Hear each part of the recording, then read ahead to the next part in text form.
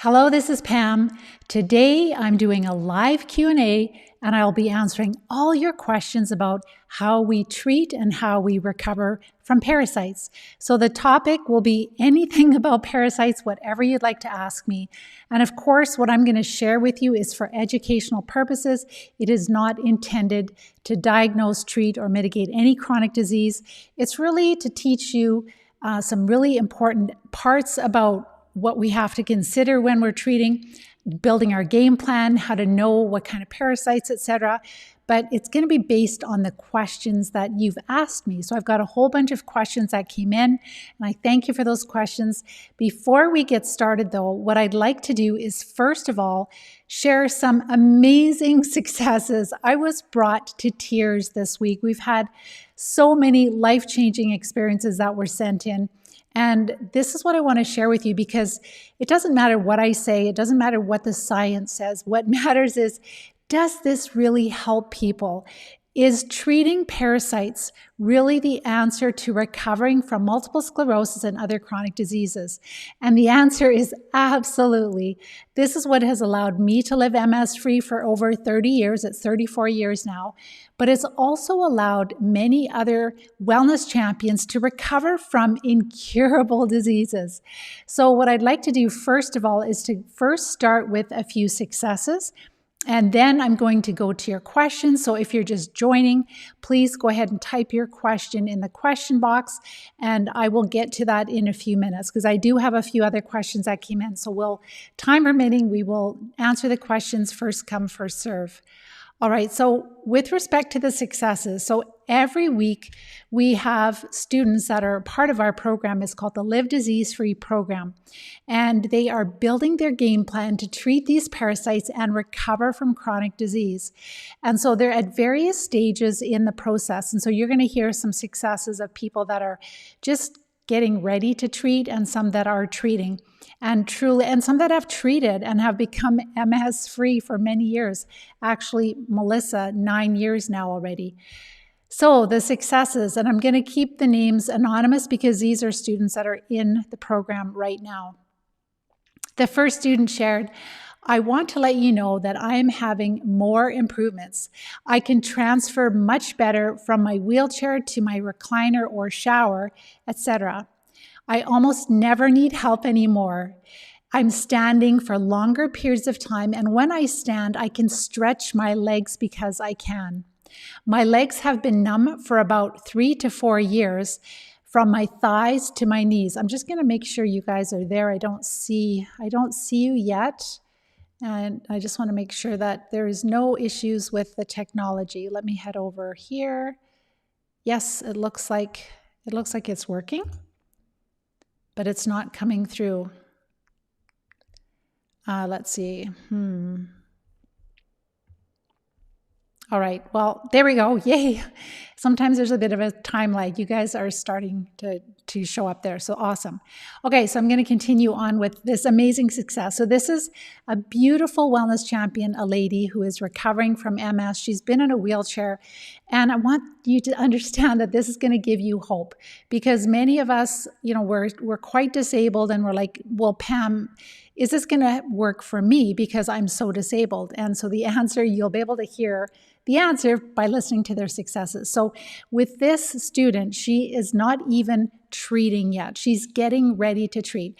So if you follow my work, you'll know that there is a prep phase to get ready to treat, and then we start treating. And so she's well into the prep phase, and she wants to start treating now.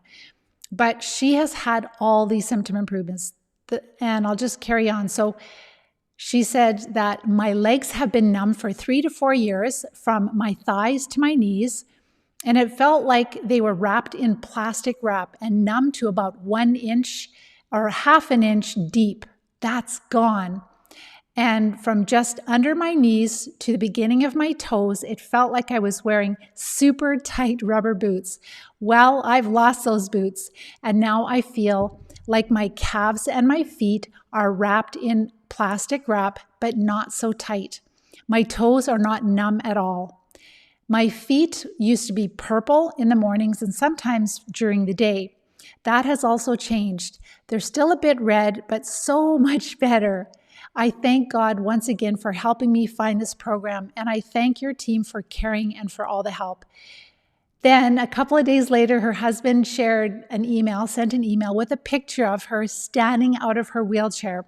And he wrote, the program, this is a picture of my wife. The program that she's following is good in more ways than one. That is so awesome. Then another student, so this is a student who is just getting ready to treat, and she shared that I am sleeping really deeply. My bathroom frequency is much less frequent. I used to get up every 2 hours or more throughout the night. Being on the Live Disease-Free diet for 6 weeks, I only get up maybe twice throughout the night, and that's in 8 hours. Thanks be to God, she shared.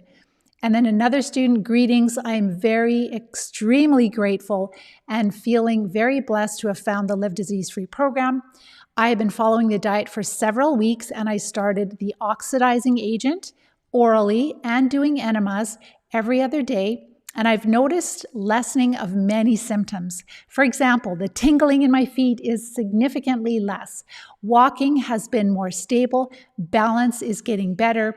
Urinary urgency is noticeably less, and I have more mental clarity. I am very excited to start treating. It's been a long 27 years, and I see the light. Thank you, and God bless you for what you do. The next student, so this all just came in yesterday. We had our live Q&A call, and these are the successes. It's like Christmas for me when I get these successes. Another student shared, this past week I have been treating Lyme. So this is part of so she's a little bit farther along. And many of the days I felt stronger and felt better. So with this student, she is dealing with multiple sclerosis, had a lot of stress, and she tested well for some of the parasite treatments, but she just found that they weren't helping her as much, so she switched it. And this is what's really important when you're working with a coach, because you might have worms, you might have protists, you might have fungus, and you may have Lyme, but maybe one of those groups of parasites are causing more of your symptoms. And so for her, just kind of switching the order to kind of knock back the Lyme for her initially has been making a big difference. And then she'll go back to treating the larger worms, etc., that for the treatments that she tested well for.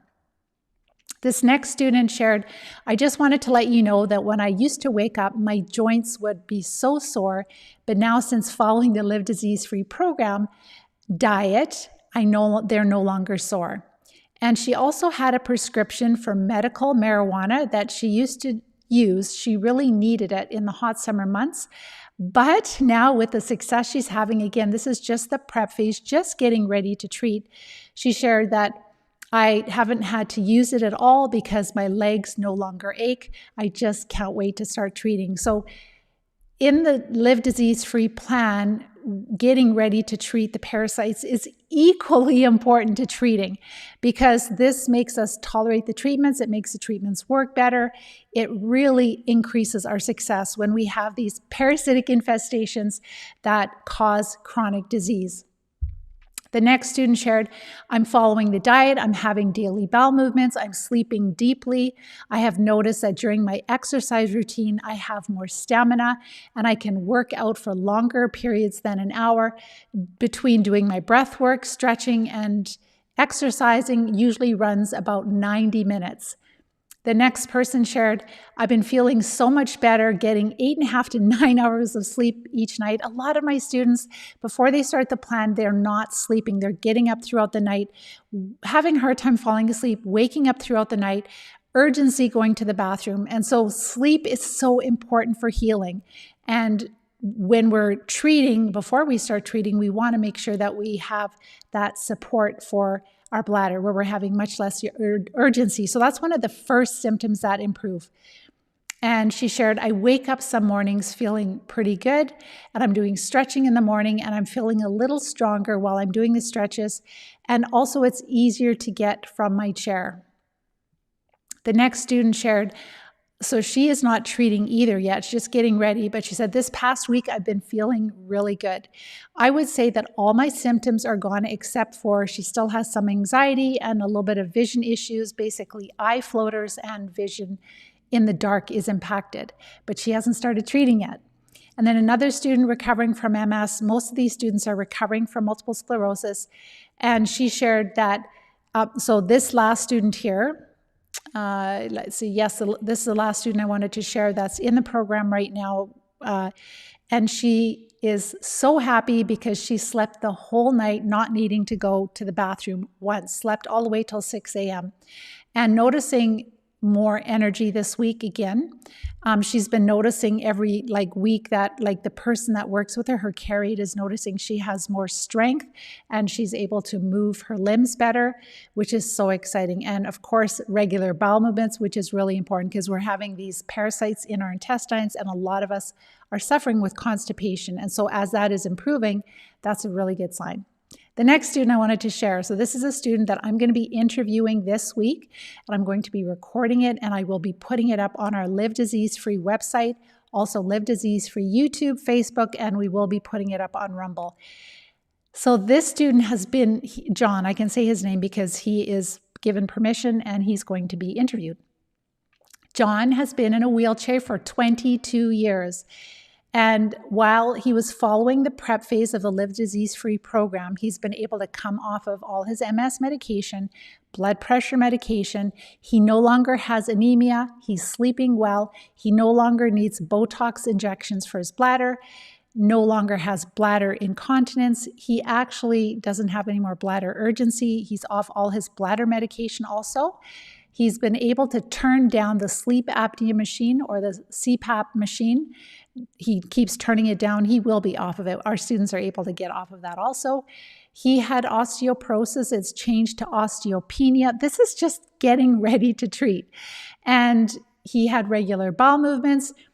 And then for many years, I would say, I don't know about how many years, but he has had this condition called diplopia, where your eyes, one of his eyes would lose focus and it would start to wander in. And then people would look at him and wouldn't really know where to look, which eye to look into. But his eyes are totally straight and he can focus and he can see. And then this past weekend, so amazing. And you can, if you want to see this, you can join our Live Disease Free community closed group on Facebook. Just do a request to join and we'll add you to it.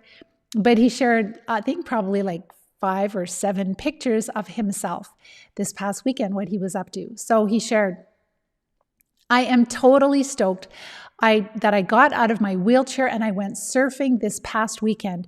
With my new lifestyle, I had plenty of energy to ride the waves nonstop for over 40 minutes. And thanks to the Wheel to Wave Foundation. So the photos are in the Live Disease Free community Facebook page. My leg tremors are almost gone completely. Spasms are less and less every day. My therapist is very impressed and with my progress on the leg machine and the bicycle. I've been off my bladder medications for 5 days now, and to my surprise today, I was able to attend church, go to Home Depot, and then go food shopping, not worrying about bladder leakage at all. I'm on my 12th day, and he's on his first treatment cycle. He started with 1 parasite drug. Then he slowly started to add in the second one, and he's having that with his meals, following all the instructions by the practitioner, the doses, etc. And he just said, P.S., I've been noticing white spots and lines in my stool. Could this possibly be parasites? And absolutely, it can be. The next couple of students I just wanted to share, so I've interviewed a couple more students. If you want to hear some of their successes from their voices, their words, you can go onto either our website, livediseasefree.com, under our videos, or you can just, when you go onto the homepage, you'll see a link to their successes. You can also see them on Live Disease Free YouTube, and then also I will be uploading them to Rumble. So I just interviewed Mirella from Australia, and she is a beautiful young lady who had multiple sclerosis, and she is close, very, very close to fully recovering. She's going to do a few more treatment cycles. She's just done a couple, but she didn't think she could have kids. And now her and her husband are like, oh my gosh, we can have a family. We can start a family, which is so amazing. And then Melissa, I just interviewed her also, and she was one of my first students, like in the very first groups of students that I was working with 9 years ago, like in a larger group formal setting instead of one-on-one. And she has been MS free for 9 years. And when I was doing the editing of these videos, I literally had tears in my eyes. They're so incredibly powerful, so inspirational. They will give you so much hope. Melissa had to learn how to walk again. She had a terrible MS attack. She was very young and she couldn't move her arms. So like was very disabled. She was able to recover some of the mobility by herself, but most of it not. And through following the program, she not only became free of symptoms, got off her meds, she actually went back to work for the first time in 10 years. Now she has her own health food company. She looks super buffed, fit, healthy, beautiful, and she is such an incredible inspiration. So everything that I'm sharing with you, like the Q&A that we're going to talk about today, it's about recovery. It's not about living with disease. It's not about living with multiple sclerosis. It's about getting back to a place in your life where you actually felt well, where you actually had strength, where you felt like a normal person. And that is my hope. That is my goal for you. And the Wellness Champions are proving that I'm not a fluke, that it wasn't just a one-off, that I was able to become MS-free, but many, many people are recovering. And I just did this beautiful interview with this naturopath named Elizabeth, and I will be sharing that on our YouTube channel also and on our website. She also believes, she's recovered from MS and treating parasites also. So, and she's actually love what she's doing, redefining wellness, wrote a book, interviewed a whole bunch of people recovering from MS. So you don't have to live with multiple sclerosis if you don't want to. You have to choose a different path because our standard of care, it is just solely based on suppressing our immune system, believing that our immune system is attacking itself, and nothing could be farther from the truth. Our immune system is overwhelmed with infections and toxins from those infections. So go ahead and type your questions in if you have any. If time permits, I'll try to get to all of them, but I will answer them later. Like if we finish this live event, I will answer them. So type your questions and your comments to let me know if this makes sense to you and if you're so excited for these Wellness Champions. All right, so going on to the first, before I start the questions, I wanted to make sure you know what a parasite is, because a lot of us, when we hear the word parasites, we think, oh, that's something that you get in a third world country. That is like worms only, but it's not just worms. A parasite is any microbe that lives inside of you and causes you harm. So this is fungus, this is bacteria. These would be protists. So protists are different than bacteria. They're both single cell, but they're a different structure of cell. The protist is a little bit more similar to our cells in our body. They have a little bit more complex. So the protists would be things like Giardia, and with multiple sclerosis, Babesia, and I've shared a lot of research about a malaria Babesia type protist parasite in multiple sclerosis. There's over 100 years of evidence linking the two. There's over 100 years of evidence linking Lyme disease, Borrelia, with multiple sclerosis. There are many, many years linking fungal infections like Candida, but also molds with MS. And when I say MS, it's not just MS. I have a lot of people that follow me that want to recover from MS or are recovering from MS, but it's not just MS. It's when we have disease, when we have chronic disease, our microbes in our body are out of balance. We have too many disease-causing parasites and not enough health-promoting microbes. The sicker we are, the more out of balance we are. So we may not just have one type of parasite out of balance. We might have large worms, we might have small worms, we might have flukes, we might have fungus, we may have bad bacteria, and we may have some protists. And that's called dysbiosis, meaning we're out of balance. And again, the sicker we are, the longer we've been sick, the longer we've been on these immunosuppressive drugs, the more out of balance we get. As we get older, these parasites just keep living in us and reproducing and taking over more territory, moving into different parts of our body, and we become weaker and weaker and sicker and more disabled. And when we treat them, like with John, 22 years in a wheelchair, 22 years, the doctors would say, no, you're done. You could never, ever come out. I can't promise, but look what he's doing, right? He's getting more and more strength in his legs. And with the other student, I don't want to say her name because she's newer in the program and I want her to get through it and then I'll interview her. But she's standing, she's middle-aged, she's been in a wheelchair for a few years and she's starting to stand, getting circulation back, getting feeling back, getting strength back. This is a very exciting time for people that suffer with MS and other incurable diseases because there is so much more recovery that we can get than we ever thought possible. So again, a parasite is any microbe that lives inside of us and causes us harm.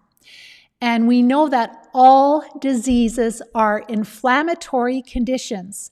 All diseases are inflammatory conditions. And by definition, inflammation, and this is like medical definition, inflammation in chronic disease is caused by infections and the poisons they produce.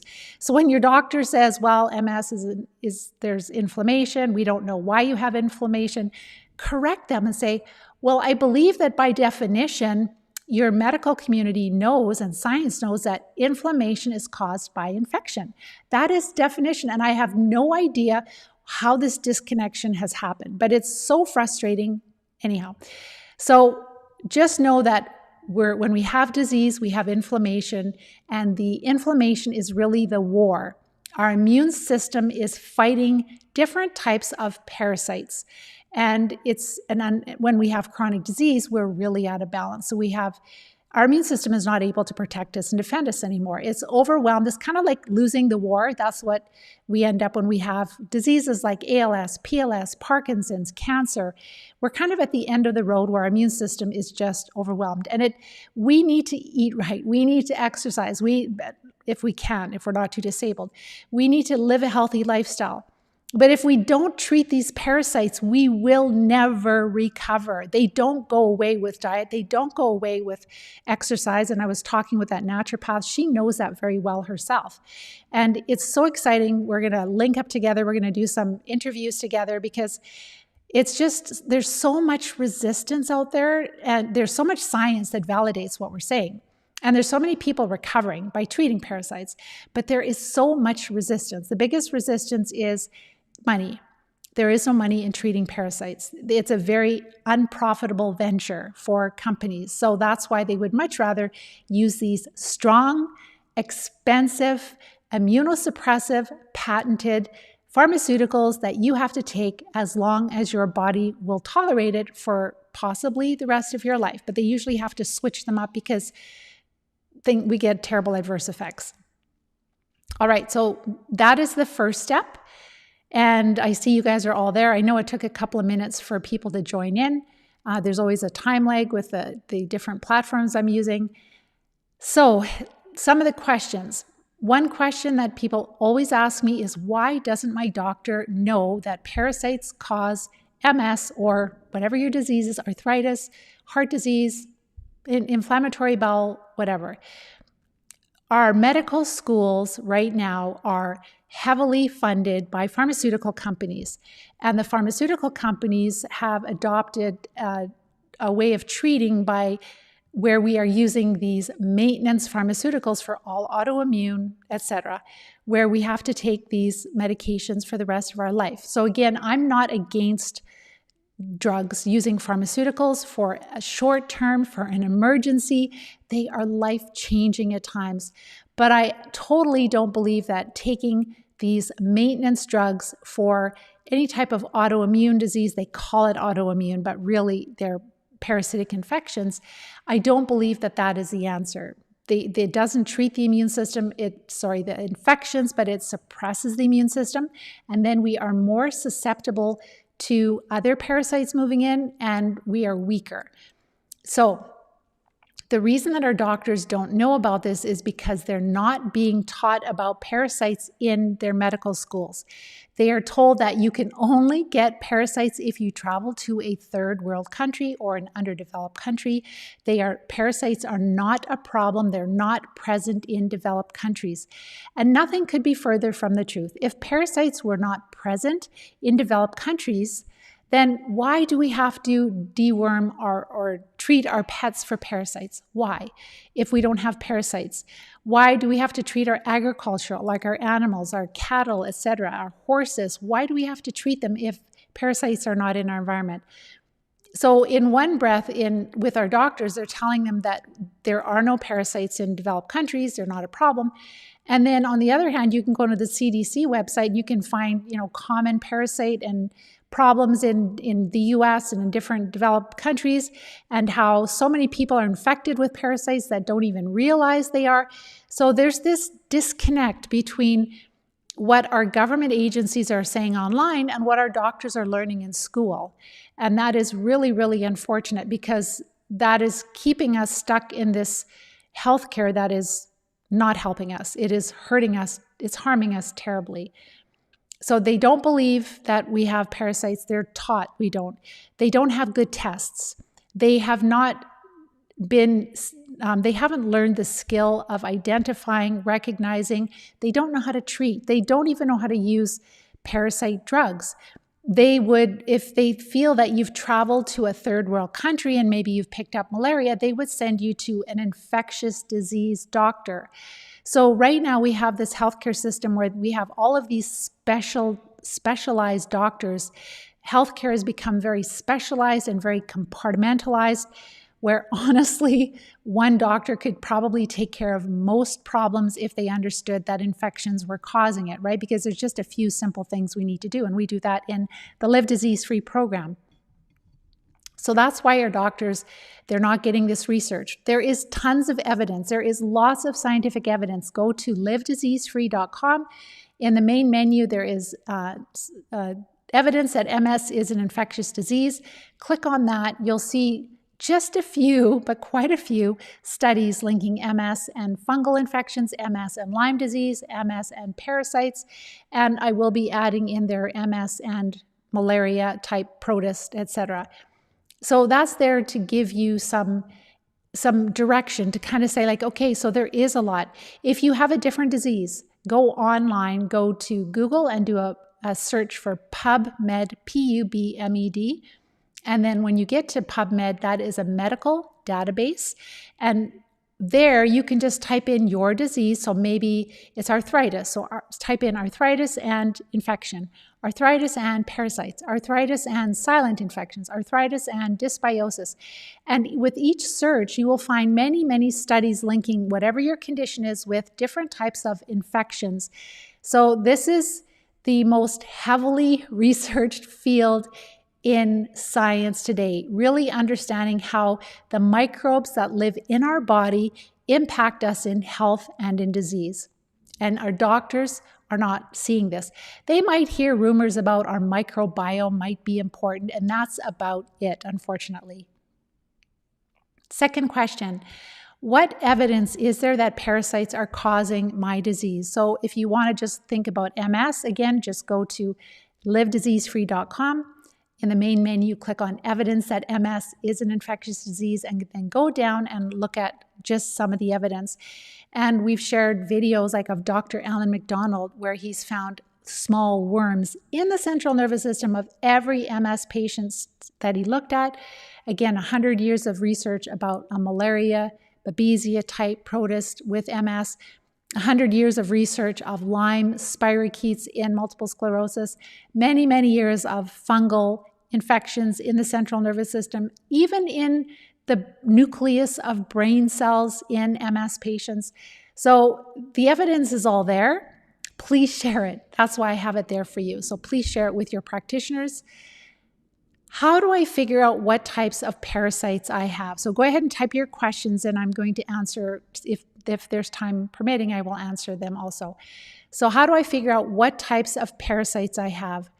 So number one, it's challenging to find a doctor that will actually believe you that you have parasites. And if they're kind of humoring you, they'll say, okay, we'll do a stool test. And you do a stool test and it comes back negative. Nothing shows up. Maybe there is some entamoeba, single cell protus, or possibly giardia or blastocystis hominis. Those are about the only things that would show up on a standard stool test.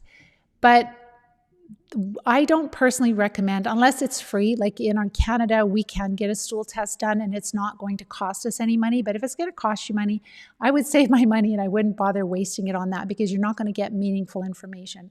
So the way that we figure out how to treat, so we're not able to figure out exactly which parasites we have because we don't have good tests. Instead, we are looking to see which treatments are testing the best for us. And then when we see that, okay, this treatment tests really well for me through energy testing, and then you look at, okay, what does that treatment treat? It treats roundworms, various types of roundworms. Oh, I probably have roundworm infections. And so then when you're taking it and you're doing the enemas and you see the roundworms that you're passing anywhere from, 3 inches to 6 inches to 1.5 feet to 2 feet long, you're like, wow, yeah, I guess I did have roundworms. You see them coming out and you tested well for it. And then also, there are certain medications that will treat flukes. So if you test well for a medication that treats these flatworms, whether they're liver flukes, whether they're intestinal flukes, then you'll test well for that. And when you're treating and doing, if you choose to do enemas, you'll see them a lot more clearly. So that's how we're doing it now, because we don't have good tests. There are DNA tests. This is coming, but because there has been so much censorship on treating parasites, we haven't invested, our healthcare systems have not invested in better tests. So there could be some DNA tests that might pick up things like possibly different types of the Lyme infections for sure, and possibly other small bacteria. But just because you have Borrelia in your body doesn't mean that that's what's causing your strongest symptoms. It could be that you've been exposed to Borrelia, which is the bacteria that causes Lyme disease. You might have been bitten by a mosquito or a tick years ago. You might have a little bit floating in your body. It's very common for us to have that. But it may not be causing your problem. So a lot of these tests are not really quantitative, not really accurate. So save your money, save the $1,000, and just do some energy testing, which might cost you a couple $100 by going to either a naturopath who does applied kinesiology. It could be a chiropractor that does applied kinesiology, a naturopath that does some type of energy testing, whether it's muscle testing, advanced muscle testing, or they sometimes use machines, AMA, EAV, and also the Vega machine. So the way that we figure out, what we do for a treatment plan in the Live Disease-Free plan is we look at our health history. We look at the health history of our parents, like what kind of diseases they were dealing with, to kind of get a sense of what kind of parasites they might have been dealing with. We also have this very extensive symptom sheet, and it's about 14 pages, where we mark down our current and our past symptoms, because there are very specific symptoms for worms, very specific symptoms for these Lyme vector-borne infections, very specific symptoms for fungus, and very specific symptoms for like Clostridia, etc., different bad bacteria. So when you go through that form, then you can really see like, oh, wow, I do have a lot of symptoms of the Lyme infections or worms.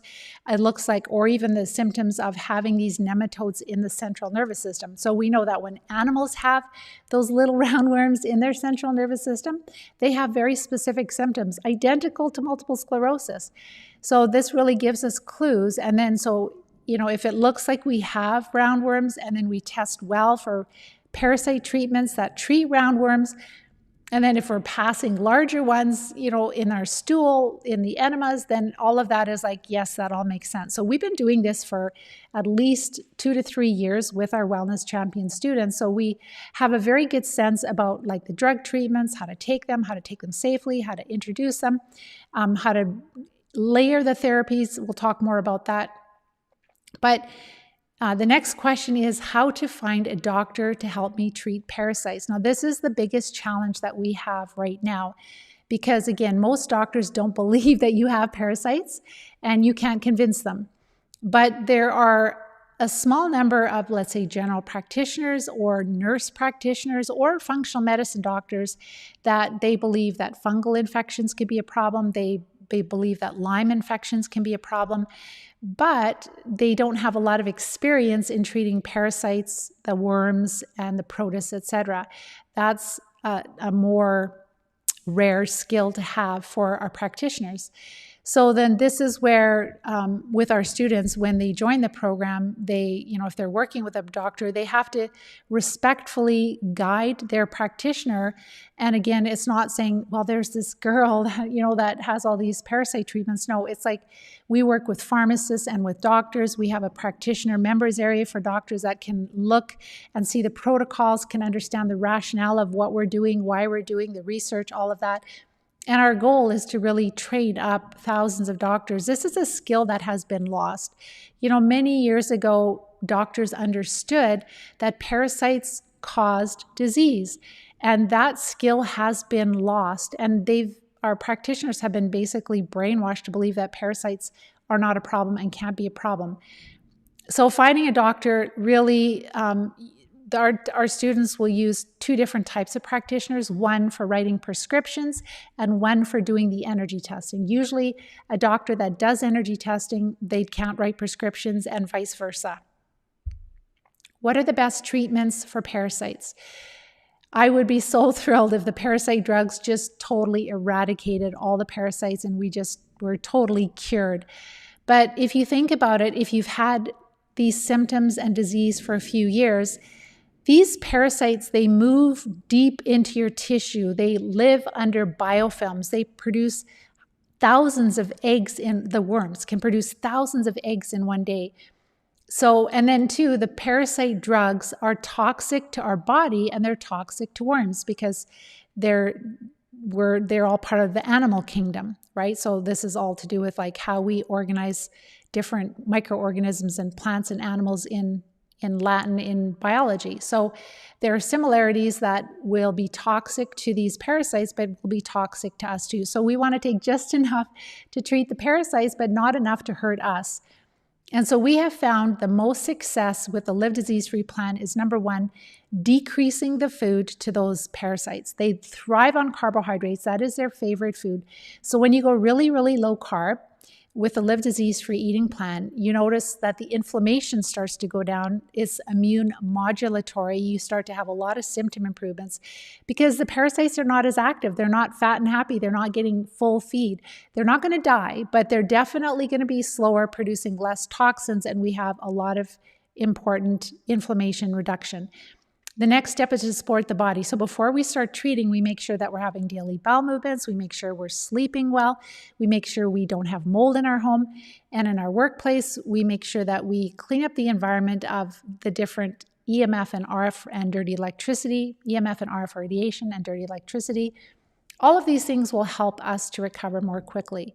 So there's a checklist that we go through. We look at our blood work, we support our physiology. Maybe we have low iron, maybe we are dealing with thyroid issues or low blood iron, whatever it is, we support the body. So, and we're having daily bowel movements and drinking more water. So throughout the first part, the prep phase, we're starting to feel a lot better already. And then we start to build a game plan to treat. And so this is where we use the infection survey, we use our health history, we use our diagnosis, and then also what we test well for with respect to the parasite treatments, etc. And usually our students that have chronic disease, that they will test well for 3 to 5 parasite treatments at one time.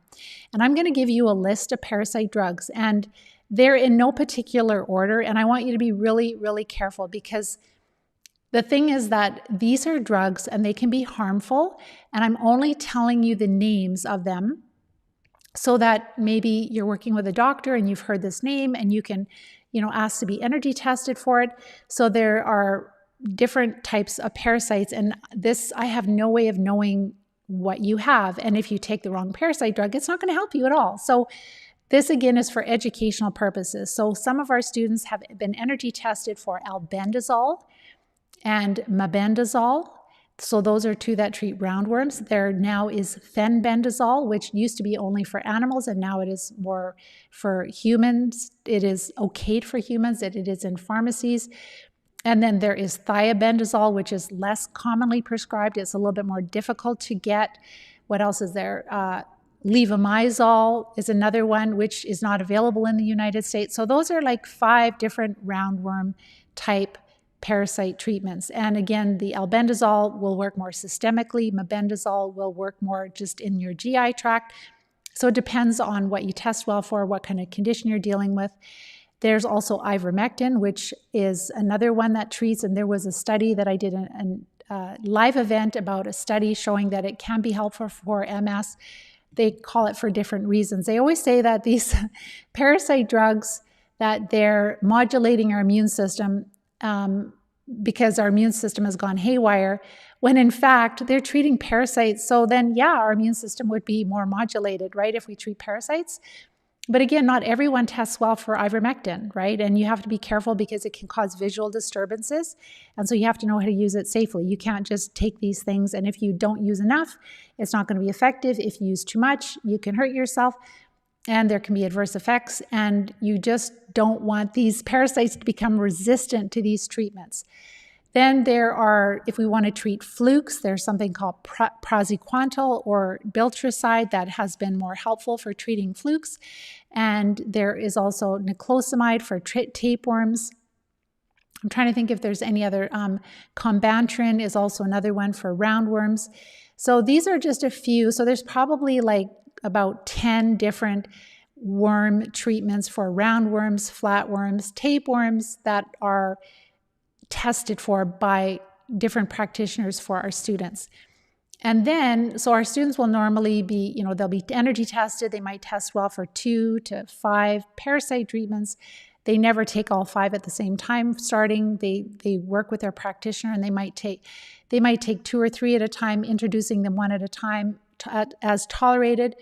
And then once they're finished those parasite treatments, they might have to break it up into 2 courses of 14 days, like 3 different treatments for 14 days and maybe another 2 treatments for another 14 days. So they'll do that for a couple of cycles. And then if they find that they tolerate them really well, then eventually they can take them all together, which is crazy. I've taken 5 parasite drugs that I tested well for all at the same time.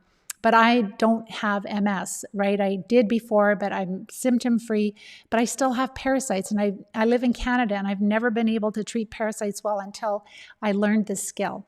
And boy, have I passed worms, big worms. I think the last one was well over 10 inches, probably 12 inches long. For myself, intestinal flukes, which are awful. I grew up on a farm. I was on a lot of antibiotics, so I was probably exposed to a lot of parasites there. And so some of these parasites, the intestinal flukes are about 3 inches long. We have seen them in the MS students too. And not everybody has intestinal flukes. Not everybody has liver flukes, but they're fairly common. And so are the roundworms.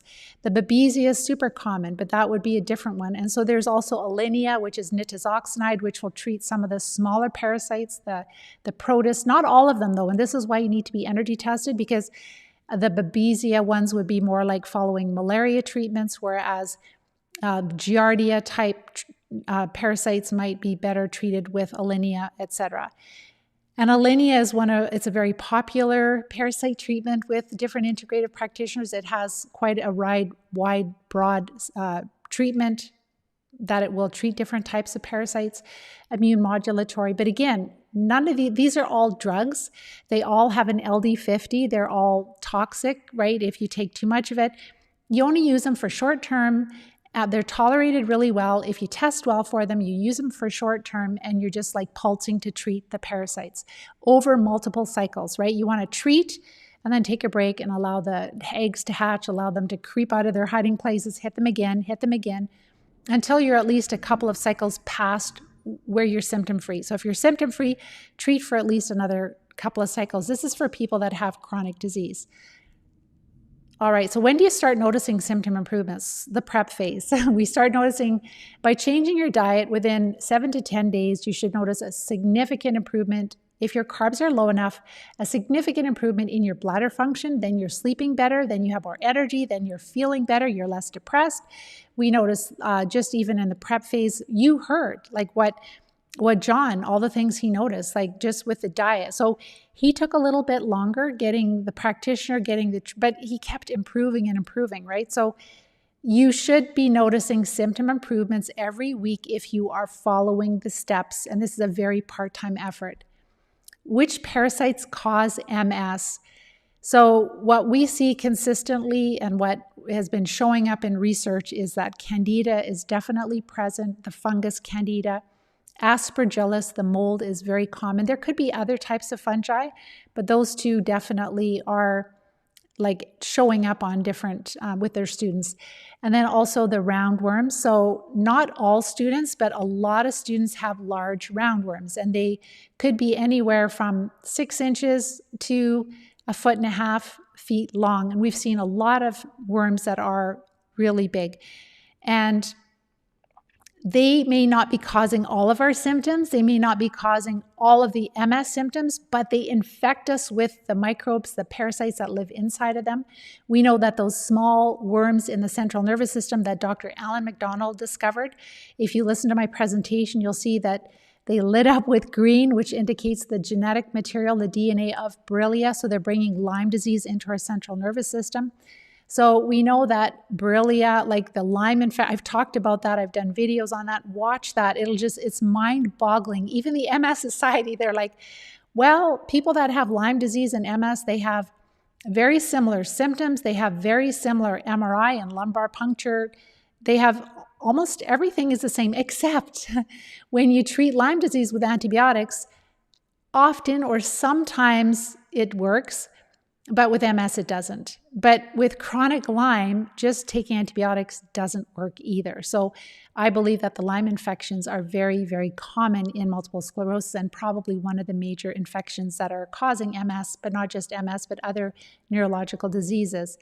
So roundworms, the filarial worms that Dr. Alan McDonald has found, but Dr. Alan McDonald also found tapeworm larvae and developing juvenile tapeworms in some of the MS patient's central nervous system. So this is remains from people that had MS, they died. These research brain banks, they froze the remains, kept it, and it's available for research. So that's how Dr. Alan McDonald looked at this. And let's see, and then bacteria. So I've done quite a few different videos talking about even the bacteria. So there are, it's called Clostridia species. So those are a type of bacteria. They produce very toxic, deadly poisons, and they compromise our blood-brain barrier, and then we end up getting all kinds of things moving into our central nervous system, including other parasites. So there are some really nasty bacteria, but the nice thing is that with the Lyme and with the bacteria, we've been focusing on using herbs. We haven't felt good about using antibiotics. I haven't seen a lot of success even with, and I'm not saying you shouldn't use one if you're working with a practitioner who's had a lot of success, that's fine. But just taking an antibiotic for chronic Lyme can actually make matters worse in time. So the herbs seem to work better for things like bacteria and very often really good for molds. But the bigger parasites, we're just finding that, if you're just newly diagnosed and you're just using the different herbs and the oxidizing agents that we use, that you can pretty much become symptom-free, but you still have those larger parasites that will only come out with the parasite drugs. So, and a combination of the oxidizing agent, orally in enemas, the parasite drugs, and the herbs, antimicrobial herbs. So that's what we do to help people recover. It's a plan where we're using a layering of treatments. So there's quite a lot of questions here. So I'm just going to go over here and ask a few more questions or see if there's any questions here. Hello to all of you from New Zealand and United States and Utah. Hi, Sandy. Hello, Galen and Kim and Judy. Okay, so Sandy is asking, where do you find more details about the diet? You have the cheat sheet, but are there more details available? Absolutely. So if you go to the Live Disease Free the Live Disease Free YouTube channel, there is a playlist about the diet and what I eat. So there's a few videos that I talk about what I eat for breakfast, dinner, and supper, just some guidelines that it would be in addition to the guidelines on the cheat sheet, for example. And then we do have a blog on the Live Disease Free. You might have to go back a couple of pages on our blog post. There is a Live Disease Free guideline. I did a little video. Maybe I don't know if it's more detailed than the cheat sheet, but the videos in the playlist for the Live Disease Free diet will definitely be helpful. So you really want to get the total grams of carbs low enough. And then as far as constipation, with our students, it's the parasites that are causing either diarrhea or constipation. If you have a lot of diarrhea, then make sure you avoid eating raw vegetables. You can eat the vegetables on the cheat sheet that agree with you, but cook them. Steam, saute, oven roast, and stir fry. But if you have constipation, and anyhow, your diarrhea will settle down. And then as you heal the gut, you'll be able to eat raw vegetables again. With respect to constipation, what our students have found the most helpful is Oxy powder by Global Health, I think. If you go onto the Live Disease Free website, go under supplements, you'll find a direct link there. And it's called Oxy powder. It's ozonated magnesium. So it is magnesium that is a little bit stronger than magnesium citrate, and the students find it a lot more helpful. And just taking, a couple at night before bed. If you take too much, just decrease it a little bit. You might need 1 to 3 different capsules before bed, and then you'll have a bowel movement during the day, the next morning usually. And then if you have a really, really stubborn case of constipation where the Oxy powder is just not enough, you're taking 4 per day, and it's like, I'm still not going, which is not usually the case, but there are some people, then you cut back a little bit on the Oxy powder, maybe do 2 Oxy powder and do a couple of Vitality capsules, which you can find from Dr. Daniels, I think is her name. Jennifer, yes, Dr. Jennifer McDaniels or Daniels, but it's Vitality capsules, you'll find it, and it's a really great blend of herbs. Or you can find something similar in your health food store, something that has some different fiber in it. I would avoid flaxseed, but just there's for sure like 1 or 2, like senna or cascara sagrada. So those would be laxative herbs. But then there is I think rhubarb, marshmallow. There's a whole bunch of different herbs that are soothing for the intestines. And so you could find a blend, anything like that. And I think there's a doctor, I'm just guessing, Dr. Schultz. We haven't really been recommending that much, but there's different blends, let's put it that way. But the Oxy powder is not going to feed the infections, and it's usually what most people find helpful. And then as they start treating, they find they need less and less of the Oxy powder, and then they just have regular bowel movements on their own. Hello in Hawaii, amazing. And I think it's Chloe. Hi, Devin. How do you go about treating the family that has no neurological symptoms, and how long would you treat them? So what we would do with our family members, because most people have parasites, so they could do the same thing. If you have no neurological symptoms, you can go to the health food stores and you can get these blends of herbs, which have usually like wormwood and black walnut and cloves, and people will pass parasites very often with them. But if you have chronic disease, you'll find it's not going to be helpful. So your family members might want to just use something like that, maybe once or twice a year. Or your family members might want to, work with a doctor and use something like mebendazole in some countries, or combantrin in other countries, which will treat roundworms. But ideally, the best is to just find a practitioner that will energy test you or your family, because, if you're starting to get liver flukes and you're treating only roundworms, then, you let that go for a few years and then you've got liver problems. So it is helpful to start to think about these things and start to build, or work with us. And then we teach you the skills so you can do that all yourself. And you'll know how to find practitioners, you'll know how to access the treatments, you'll know how to take them safely. So we help you with all of that. But you're right, the family members, like for our students, they treat themselves, and then their family members are being treated also, because they want to make sure that their family members never end up in the place with chronic disease like they have. JP, what's the best approach to kill the most? You've used wormwood, turpentine, ivermectin, and each treatment, different types of parasites are relieved with different symptoms. So this is where, it depends how sick you are, and it sounds like you've got some pretty serious symptoms going on. So number one, JP, I would just go right back to the beginning. So the diet is really, really important. You'll have a lot of symptom improvements just with the diet, and then supporting the body. And then again, energy testing. And I cannot say which treatments will be best for you because I don't know. It drives me crazy, but that's just the way it is. So even within multiple sclerosis, for example, not all the students are testing well for the same treatments. Some will test better for like more roundworms, some for more Lyme, some for more fungus, some for tapeworm type medications. Niclosamide is another one that will be more for tapeworms. And so it really depends on what parasites you've been exposed to in your environment. That came from the soil if you were outside, that came from food that you ate in restaurants, that came from produce from other countries, that came from the shopping cart, from door handles, from, it just goes on and on. We can't, from our pets, some of us worked and lived on farms, we're around a lot of animals. So that's really what determines the parasites that we were exposed to. And there is no magic all-around cure. So there are things like ozone or the other oxidizing agents that I can't even mention here or else we'll be censored.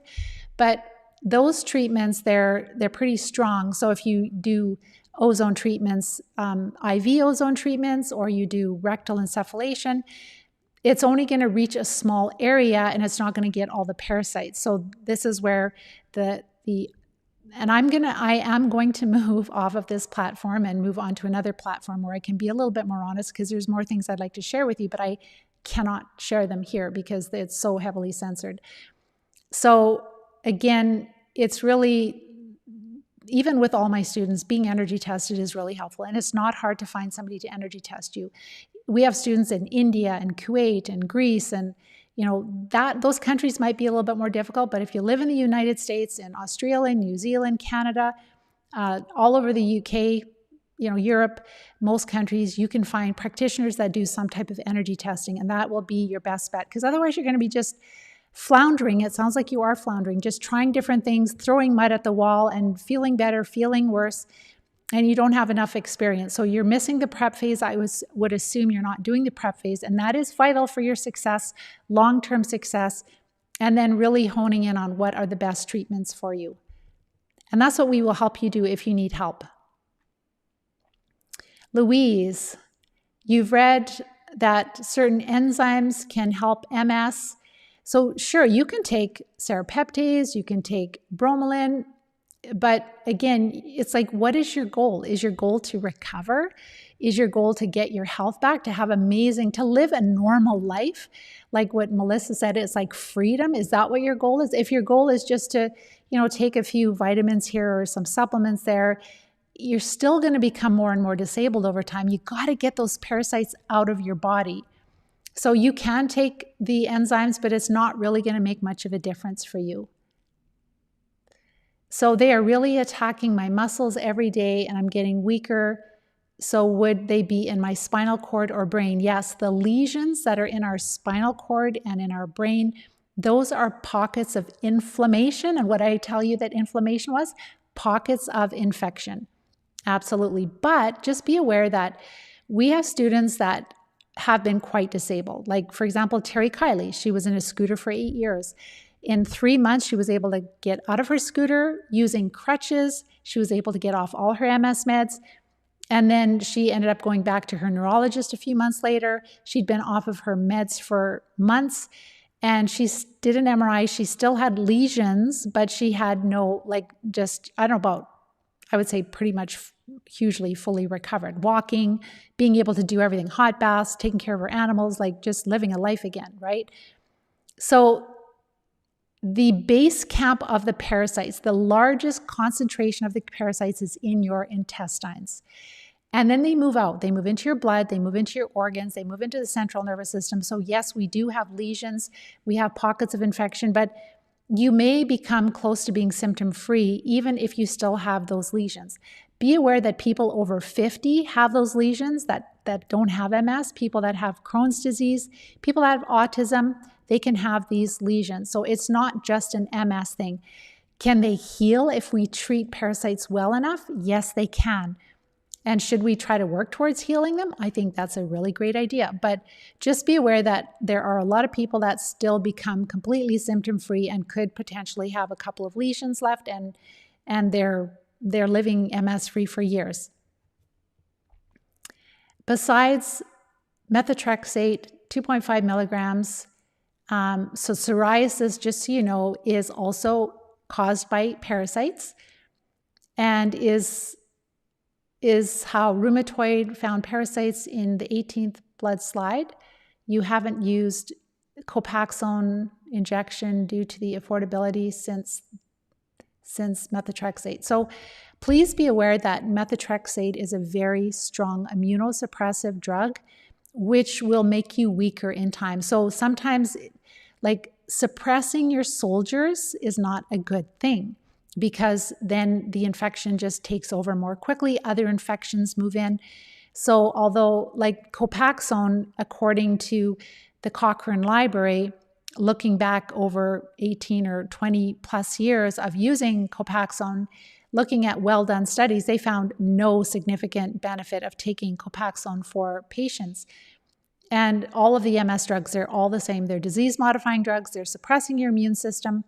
And so it's very important that you understand that by taking strong immunosuppressive drugs, you might have a little bit of possible symptom relief right now, but it's going to make things worse for you in time, unfortunately. Hi, Jennifer. You can't afford to hire a naturopath, so you'll just have an appointment with your family doctor tomorrow morning. I can't ask him to prescribe any of the parasite drugs, or just look into instability. You're nervous about destroying. You feel like, I feel like we have some of mutual, okay, so you have mutual respect with your practitioner, but you're a little bit nervous to talk to him about this. So what I would do is I wouldn't just go in. I listened to this lady on Facebook and YouTube, and she was talking about parasites, and do you think parasites get caused? They'll say, of course not. Who is this person, right? But if you go into their office and say, I have watched a video by Dr. Alan McDonald, who's a pathologist, a well-respected pathologist in the United States, and I have seen that he has found worms in the central nervous system. So just share the research, right? Share the video, the lecture, and and just say, do you know anything about this? No, I don't. Why don't you? Can I share it with you, right? So but honestly, with neurologists, you're not going to change their mind. Usually you can plant the seed and then move on. So what I would do is, and I'm just gonna look at your name here, Jennifer, just make sure that you reach out to us, and we have a very, very affordable plan for you to recover. We can support you in different ways, but that is truly your only way to recover, is to basically learn most of this by yourself. And it's not hard. It's like we deworm our dogs, our cats, our horses, etc. So we learn how to treat parasites in us also. A couple more questions. I know we've gone an hour. This is a really important topic. So you're continuing to experience weakness and incontinence, loss of sensation, it's CLO, I'm assuming. And your last 2 out of 13 MRI resulted in no new brain lesions. So the thing is that you are continued experiencing all of these terrible symptoms. So the parasites are living in you. They're getting more populated. They will make you more disabled. And unless you treat them, right? And you can treat them for sure. So Galen, you had a stool test. The doctor said, good, no parasites. Absolutely, that's pretty standard. Melissa, if overseas is energy testing over the internet, no, you need to be in the office. I would not do energy testing over the phone or over the internet. I would do it with a qualified healthcare professional, not somebody who's done a weekend job a weekend course, and I would definitely do it in person because you're dealing with medications which cost money. You don't need to take meds if you don't need them, right? So you want to have something accurate. So a chiropractor, a naturopath, it could be other acupuncturists, somebody who has learned energy testing, and you'll go in their office, they use it in their practice every day, they know what they're doing, and they have a good reputation. Make sure to check out their reviews and that they have a good reputation, and that would be helpful. Yes, Judy is just saying, I'm so sorry that so many people suffer with so many diseases. I just want to know when one starts treating.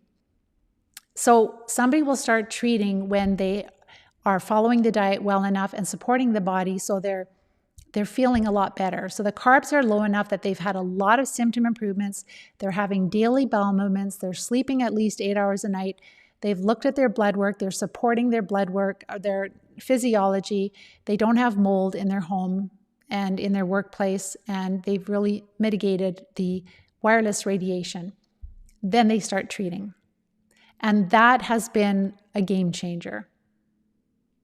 A couple more questions. Retired from pharmacy, done a lot of experiments, enemas, prebiotic. I would not do prebiotic drinks. The prebiotic will feed the infections. I would not do that for sure. And enemas, if it's coffee enemas, it's not really going to help. It's not really going to treat the parasites. So sure, a coffee enema might kind of like stimulate your liver a little bit, but all those things, like what we do in the program is just streamline the process, keep it as cost effective as possible. Just do the essential things that you need to do to get ready to treat, and then treat. There are so many things that are great in theory, but they're not necessary. So very important to know that. I'm going to let you guys go. There's a whole bunch more questions, and I will answer you. Our team will answer your questions. So please type your questions in the question box. I just really want to thank you for spending this time with me. If you're at the place like, Pam, I didn't even know parasites were causing my disease, then make sure to watch some of my videos so that you understand. Again, live disease-free. There's a playlist on infections. Start to change your diet. There's a playlist on the Live Disease-Free diet. Join the Live Disease-Free community on Facebook where you can get the Live Disease-Free guidelines. It's also on our website, Live Disease-Free. So you can start to change your diet. You can start to feel better. And then when you're at the place where you're like, I know I have parasites, I need help, I need support, then watch my masterclass training, because we have a couple of programs we can help you. One is more full support, one is more self-directed, one is like helping you through the whole process, another one is getting you ready to treat, and you can work with doctors. So we'll help you in whatever capacity you need. But that is what you need to do, is to treat these horrible parasites. So I think we'll probably have to do a part 2 on parasite Q&A. I'll do one again in a few weeks. But just know that we are here for you. And what you can do for me is, if you find these talks helpful, please help us spread the word. There is so much resistance to treating the cause, to awareness coming out. So what you can do is you can share, you can like. If you want to hear more of my trainings, you can subscribe on YouTube. But that's a little something you could do, is share it with other people. Let's start talking about these parasites, and watch the videos about all of the different parasites that are involved, all of the tons and tons of research. Share them with your practitioners. Start talking about it. And don't say it's from this girl like on the internet. Just say it. Just share research. Like I just shared, for example, 2 weeks ago, the hydroxychloroquine study, where they gave primary progressive multiple sclerosis patients hydroxychloroquine, and in a year and a half, they noticed a significant reduction in the progression of disability. That's something you should share with your doctors. And only if they're open. If they're very closed-minded and very not friendly about it, then don't, right? Like, don't waste your energy. Don't let them make you feel bad. But if they're open, then just keep sharing things with them. And with your GP and with your nurse practitioner and with your chiropractor. Let's get this discussion going. Let's make this change together. I can't do it by myself. So with that, watch my masterclass training if you're ready. Watch the other videos and keep up the amazing work. And we'll talk to you next week. Take care and bye-bye for now.